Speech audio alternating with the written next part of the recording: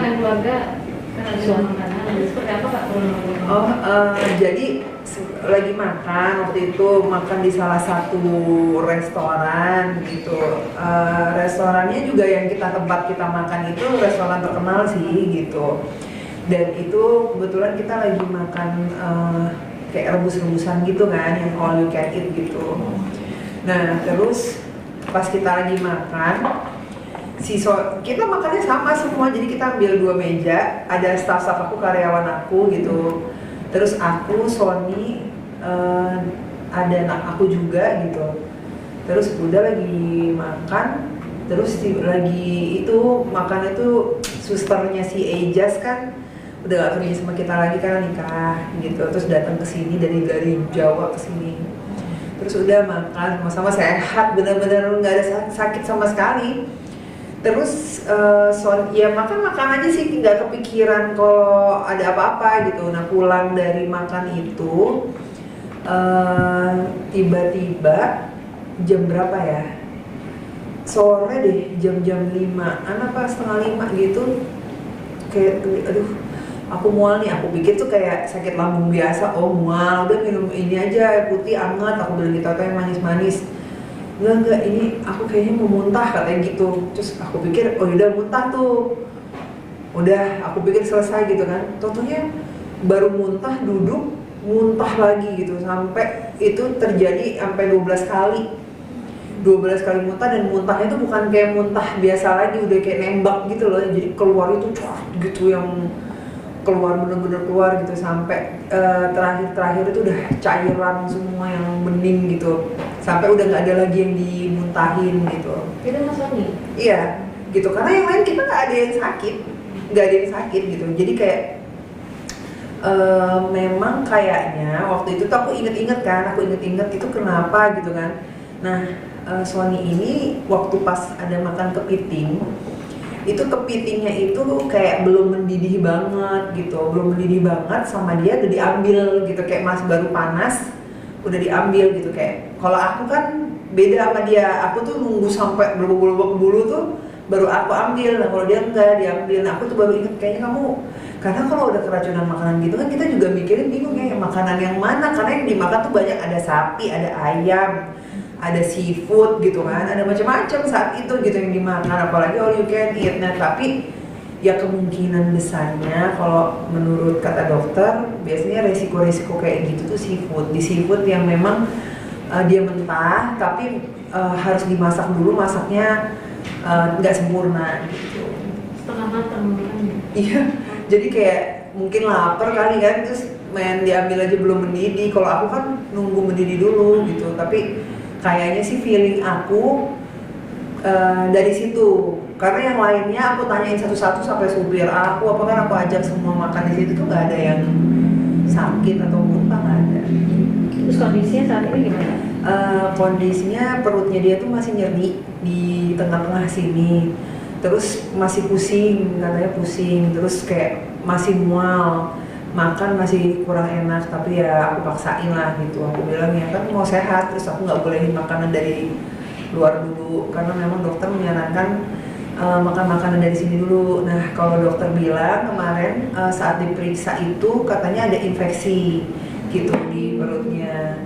Nah mungkin kemungkinan, mungkin aku nggak tahu hasil darahnya, ini aku belum nerima semua, karena dikasih antibiotik sih, infus. Jadi infusnya itu ada antibiotik kayak gitu sih, dia lemes banget. Ini kayaknya aku tanya nama dia, kamu pertama kali dirawat ya gitu, katanya dulu pernah zaman dulu tahun berapa gitu, katanya waktu masih dia remaja gitu kan, udah gitu nggak pernah sakit lagi, jadi sekali sakit sekarang.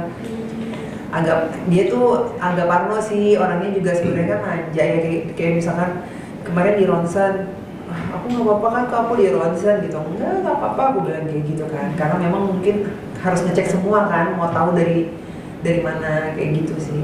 Hasil ronsen belum dibacain, nanti dokternya ini masih nunggu dokter yang satunya lagi. Tapi kalau dokter pencernaannya tadi udah bilang kalau ini infeksi saluran cerna gitu, dikasih antibiotik. Mungkin kalau aku lihat karena dikasih antibiotik mungkin ada bakteri.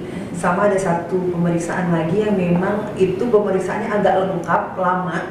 jadi hasilnya nggak bisa satu hari gitu, dan itu memang periksanya lama sih gitu kayak gitu. Emang ada alergi seafood juga atau gimana?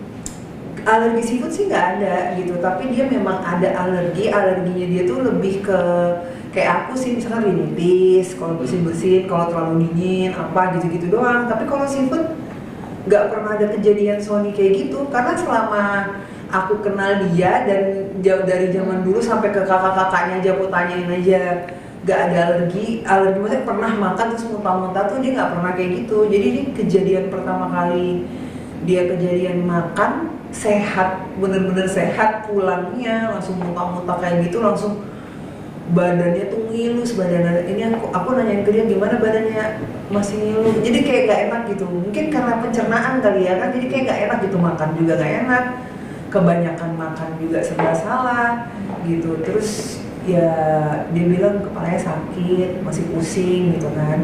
Ya ini masih diobservasi lagi ya, jadi dicari tahu kenapa gitu kan. Maksudnya memang kan kalau pencernaan harus teliti banget ya pemeriksaannya, nggak bisa tiba-tiba dibilang apa gitu. Aku ngerawat hari ini sendiri sini atau bolak-balik? Aku ngerawat di sini mau nggak mau ajak anak-anak semua, karena pas banget dia masuknya itu kan kemarin Jumat, anak-anak ada di rumah mau aku tinggal, terus semua nangis gitu kan, apalagi adik-adiknya nangis nggak mau ditinggal, nggak mau, karena biasanya kan kalau weekend kan jalan gitu, bisa Sabtu Minggu tuh jalan gitu kan. Ya udah tadinya kan yang mau aku aja tuh yang kecil aja gitu kan, karena memang belum bisa jauh dari aku emang nggak bisa jauh dari anak sih. Kalau misalkan minum-minum gitu udahlah, daripada pikiran aku di sini ngurusin Sony dianya nggak ini, toh juga kebetulan dedinya bukan sakit yang menular gitu kan, jadinya boleh diajak gitu. Jadi anak-anak tidur sama aku di sini gitu, jadi sambil ada anak-anak sambil Sony-nya juga istirahat di sini kayak gitu sih. Sama kebetulan juga ada abang aku yang sakit di sini gitu, dan itu masuk ICU, jadi ya udah mondar-mandir aja. Nanti kalau habis dari Sony aku bilang ke Sony, sayang aku ke situ dulu ya ngeliat abang aku, iya gitu.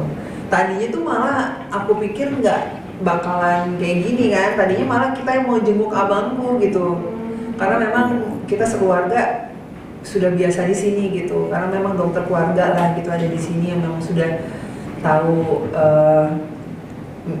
rekam medis keluarga kita, termasuk Sony juga kalau medical check up di sini kayak gitu. Tapi ada indikasi buat ke restonya nggak sih? Mungkin kan ada makanan-makanan yang kurang fresh atau mungkin gimana nih? Mungkin ada indikasi buat ini? Ditanyakan ya Kak? Sebenarnya sih gini sih ya, sebenarnya aku tuh dulu pernah sakit kayak gini juga, terus tapi nggak muntah-muntah kayak gini. Resikonya tuh kemarin kan aku sempat sakit yang lama ya. Nah sakit lama aku itu sebenarnya dari bakteri yang itu nempel di makanan. Bahkan itu tuh katanya didapetin dari misalkan yang emang aku juga bingung sih, maksudnya bakteri yang nempel di makanan terus kita makan gitu kan. Jadi dari manusia terus bakteri itu menempel di makanan, terus akhirnya kena ke aku. Waktu itu aku kena bakteri jenis itu. Jadi yang sampai aku tuh sempet minum antibiotiknya itu nggak mempan sama tubuh aku kan, karena menurut dokternya si orang ini minum antibiotik yang sama dan dia resisten gitu loh, jadi nggak mempan ke dia. Terus akhirnya aku beberapa kali antibiotik. Ini pernah kejadian. Ya aku sih cuma harapannya tuh apa ya, mungkin semua restoran ternyata kita nggak tahu nih gitu kan, mau itu kecil mau itu besar. Sebenarnya kalau memang dimasaknya dengan benar kan nggak masalah, tapi kan ini karena kita masak sendiri juga ya, aku juga nggak mau gimana ke restorannya, karena kan memang ya mungkin aku kurang matang. Aku positive thinking aja sih, tapi walaupun sebenarnya kebersihannya tetap harus dijaga kan gitu loh, sampai akhirnya bisa sampai muntah nyampe 12 kali. Dan reaksinya tuh cepet banget kan, berarti bakterinya lumayan dahsyat gitu di dalam gitu. Jadi ya aku sih berharap mau itu makanan yang disajikan nantinya kita masak sendiri, takutnya anak kecil ikut makan, masak sendiri yang umurnya kayak masih teenagers, masak kan belum tahu kayak aku. Kalau aku kan mendidih dulu baru dimakan misalkan gitu kan, nggak ada peraturan kayak gitu juga kan. Setelah mendidih baru dimakan juga nggak ada. Tapi ya harapannya sih harus bisa menjaga kebersihan makanan-makanan yang disediakan sih, biar kan nggak ada faktor resiko ke yang lain juga, karena kalau udah ke pencernaan terus ada bakteri yang masuk, ini bisa ditanya sih sebenarnya sama dokter atau kita nge-googling sendiri, itu resikonya besar sih. Karena kalau kita diemin atau nggak diambil langkah gitu, kayak misalkan kayak sekarang itu bisa juga ada yang bikin usus bolong kayak gitu, karena bakterinya hidup di usus terus didiemin, jadinya dia ngemakanin gitu loh. Kayak gitu-gitu tuh ada macam-macam, jadi memang harus dibunuh dengan antibiotik ibaratnya gitulah gitu. Jadi emang karena aku udah tahu banget nih yang kayak gini kan, karena emang mantan sakit pencernaan yang udah sehat dan itu menahun sembuhnya, jadi benar-benar hati-hati banget sih kayak gitu. Oke. Tadi sempat bilang kakak sedang sakit lagi di ICU, boleh tahu kak gimana untuk itu? Iya, itu kakak pertama aku, yang pertama. Jadi sebenarnya emang udah lama waktu itu masuknya bareng mama. Mama kan sempat sakit, memang masya Allah, qadarullah, Allah kasih ujian luar biasa. Mama kemarin udah membaik. Kakakku juga waktu abangku itu pulang juga udah membaik gitu. Nah tapi tiba-tiba kondisinya menurun. Terus kondisinya menurun, dokter bilang kena infeksi saluran otak, jadinya dia respon, kalau aku ngomong gini dia udah nggak ngerespon, jadi kayak ya udah nggak bisa jawab sih. Tapi ini sekarang lagi diobatin karena memang udah tahu tepat sasaran, benar ternyata ada infeksi di otaknya, dan jadi fokus ke situ untuk ngobatin, mudah-mudahan ya dikasih kesembuhan lah gitu. Karena ngelihatnya sedih juga sih, soalnya kan kecil bareng-bareng kan gitu, maksudnya kita kayak tumbuh kembang bersama, umurnya juga belum terlalu tua juga gitu, sekitar 40-an lebih, berapa ya, 45 atau 46 gitu kan. Terus juga kayak biasa bareng-bareng ngelihat dia begitu. Di YouTube aku masih ada dia, tahun lalu lebaran juga dia masih ketawa-ketiwi sama aku gitu. Terus tiba-tiba ngelihat dia sekarang begini tuh kayak berat gitu. Tapi ya kita nggak tahu, ujian dari Allah ya, mungkin supaya digugurkan dosa-dosanya kakak aku juga gitu. Semoga nanti didoain mudah-mudahan cepet sehat dan baik-baik aja. Aku sih pengennya dia sembuh ya gitu, walaupun ngelihat kondisinya yang begitu sekarang di ICU, tetap aku berharap optimis bahwa nggak ada yang nggak mungkin gitu, semua pasti bisa sembuh sih gitu. Pemicunya apa sih kak? Kakak sakit ada sel? Jadi kalau kakak aku itu ternyata, aku nggak tahu tuh, jadi ternyata aku tanya itu pernah tusuk jarum yang aku puntur. Nah kayak aku puntur gitu, pengobatan alternatif di salah satu tempat. Terus tiba-tiba dokternya kemarin manggil, kan udah ada hasil udah keluar, dipanggil istrinya dipanggil. Terus coba saya mau tanya, coba kamu jujur, ini kepalanya ditusuk-tusuk pakai apa gitu kan, ketahuan mungkin apa gimana, nggak ngerti ya bahasa dokter. Oh iya, pernah ada melakukan pengobatan alternatif gitu. Ya dokternya menyayangkan sih kenapa dilakukan gitu loh. Karena kan kalau memang bukan orang medis beneran yang secara formal mungkin di rumah sakit gitu ya, jadinya seperti itu. Jadi infeksinya itu didapatkan dari jarum yang tidak steril. Jarum aku puntur yang tidak steril. Sempat pertama kali tahu kayak gitu apa nggak sadar atau jatuh atau gimana sih? Jadi kakakku itu tuh memang udah sakit terus membaik kan, terus tiba-tiba menurun kondisinya karena kan memang waktu itu sempat kena serangan stroke. Nah terus membaik, udah bisa ngomong lagi gitu, ngobrol lagi, berjalan. Kok lama-lama kesini kayak tiba-tiba nggak bisa jalan, tiba-tiba kayak mulai ngomongnya mulai nggak jelas, makin kesini makin nggak jelas lagi, sampai akhirnya tidak bisa merespon dengan kita ngomong apa dia jawab yang benar tuh nggak bisa gitu. Jadi saat itu aku ngomong sama istrinya, ini kondisinya nggak baik-baik aja, ini harus dibawa ke rumah sakit gitu. Dan akhirnya ambil keputusan dibawa ke sini gitu. Dan alhamdulillahnya dapat dokter yang memang dia ahli syaraf yang bagus banget gitu, yang memang mengatasi udah guru besarnya lah gitu, dokter syaraf, dan dia menyayangkan aja sih, maksudnya kadang tuh dia suka dia menyayangkannya tuh kayak kadang tuh suka takutnya kayak gini-gini loh yang seharusnya nggak kejadian jadi kejadian gitu. Nah akhirnya ini jadi pelajaran juga sih ya, sebenarnya ternyata nggak semua pengobatan alternatif itu bisa kita lakukan gitu, karena faktor resikonya besar. Salah satunya yang kayak abang aku alamin ini kan gitu, tiba-tiba nya nggak main-main, sekalinya kena infeksi saluran otak gitu kan, cuma gara-gara jarum yang tidak steril gitu. Udah berapa lama sih harus dirawat di sini? Udah beberapa hari sih, udah beberapa hari, kalau dia udah beberapa hari, dan hari ini udah mulai dimasukin obat yang udah ke bagian sakit yang tepat sasarannya gitu.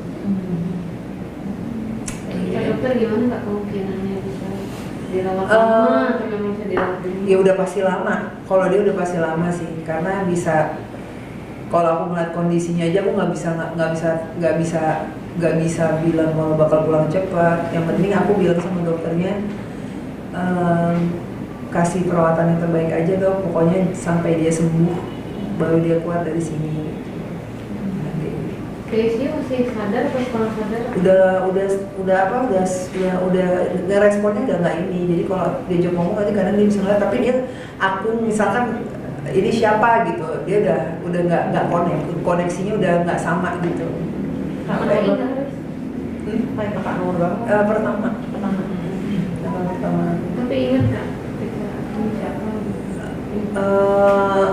Ya nggak bisa nyebut nama juga sih gitu. Jadi ya memang lagi nggak bagus nih, kondisinya lagi nggak bagus banget. Jadi tim dokter di sini lagi mencoba memberikan yang terbaik. Gimana caranya semoga bisa membaik gitu sih, gitu aja. Nah, tadi sedikit tambahan, Bapak sudah berapa hari di dokter? Ini berarti hari kedua. Hari kedua sebenarnya sakitnya tuh dari hari Selasa. Tapi dia tuh tipe orang, soalnya tuh tipe orang yang nggak gampang. Udah aku masuk rumah sakit aja deh, dia tuh nggak kayak gitu. Dia tuh jiwa fight-nya tuh kayak emang nggak gampang mau masuk rumah sakit lah gitu. Terus aku bilang, kamu nggak mau dirawat aja, udah nggak usah, di rumah dulu aja, nggak apa-apa, bisa gitu.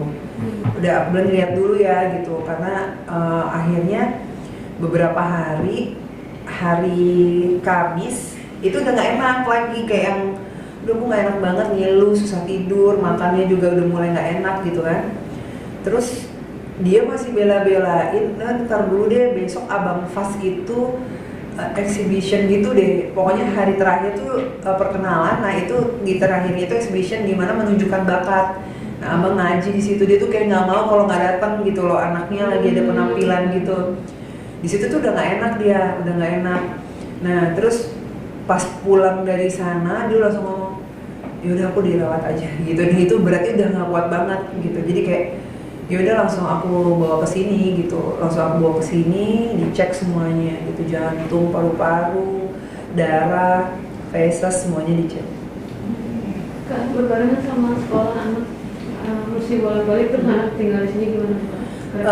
Kemarin tuh waktu pas si Sony sakit kan anak-anak emang sekolah kan, jadi ya lah sambil ngurusin anak-anak, sambil ngurusin Sony juga, karena kan baru pertama kali sekolah, lagi perkenalan, abang di kelas barunya, kakak Ejas di kelas barunya, karena baru masuk SD, satu masuk SMP.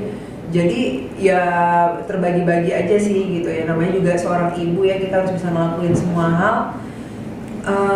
Seneng, happy aja sih, bersyukur tetap bisa ada untuk mereka gitu, masih dikasih nikmat sehat, bisa ngurusin anak-anak, bisa ngurusin suami gitu. Terus biasanya Mas Sony kan sekolah. Kalau Sony itu kan kita anak-anak ikut antar jemput, tapi memang di awal seminggu ini karena anak-anak masih di kelas baru, jadi kita tuh datang sendiri. Terus kita ngintipin di kelasnya ngapain, kan kita suka bagiin tuh di story kan, anaknya lagi ngapain, terus kita bikinin video. Kita tuh seneng banget bikinin video kayak gitu tuh buat kenang-kenangan dia gede, tahu bahwa mereka tuh oh ini loh momen-momen pertumbuh dan berkembangnya mereka kayak gitu kan, kayak gitu-gitu sih gitu. Jadi kayak memang seminggu ini sebenarnya memang masa perkenalan gitu, tapi kayak Allah luar biasa banget tuh ya, kayak kok bisa pas dia nggak kuat itu di hari Jumat, kayak pas banget anak-anak lagi nggak sekolah, jadi aku nggak harus bolak-balik lagi dulu ngurusin, kan lagi sebenarnya masih ada buku pelajaran, mata pelajaran belum, ini kan mulai belajar mulai minggu ini kan, minggu besok, terus seragam yang lengkap kayak gitu-gitu kan harusnya diurusin kan, tapi pas banget weekend di sini, jadi ya udahlah, memang kayak sama Oga disuruh istirahat dulu biar bener-bener sembuh gitu. Dan Sony itu sakit sore ke malamnya, itu sebenarnya dia subuh itu dia live sama tapping, jadi abis live terus tapping. Aku yang kayak wah ini kayak nggak mungkin, ada feeling, aku bilang sama Sony, kayak kamu nggak bakal kuat nih.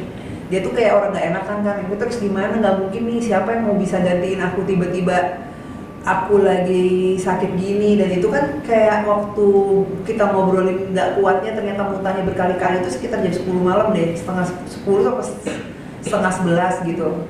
Akhirnya aku telepon produsernya, aku bilang kayaknya nggak mungkin syuting, minta tolong dicariin gantinya. Untungnya ada salah satu host yang bisa untuk gantiin Sony gitu, jadi bersyukur banget sih, karena kalau nggak kan bingung juga gitu kan, kayak gitu sih. Kapan kata dokter bisa pulang? Belum tahu karena masih diobservasi dulu.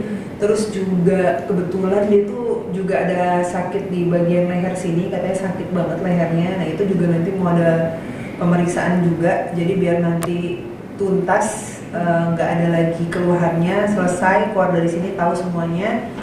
Jadi nanti kalau dia udah benar-benar baikan, baru aku boleh pulangin aja gitu. Jadi kita ikutin kata dokter aja sih gitu. Masih Kak, pulang masih Ya. baik.